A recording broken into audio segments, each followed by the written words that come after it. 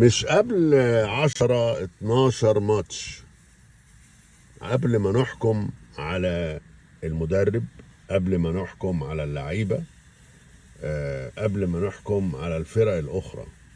يعني الموضوع زي ما يكون لسه بضاعة جديدة وانت ما تعرفش هي بتشتغل ازاي، بالذات في الزمالك والأهلي.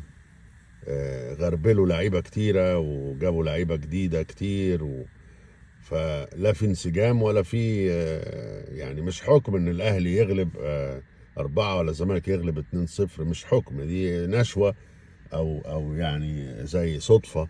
انما اللعب لازم يستمر، وتلاعب فرق جامدة وتلاعب فرق ضعيفة، ويمر عليك 10 12 اسبوع لغاية ما تفهم المدرب ده حقيقي، وتعرف امكانياته الحقيقية وامكانيات اللعيبة الجديدة. ده العقل بيقول كده.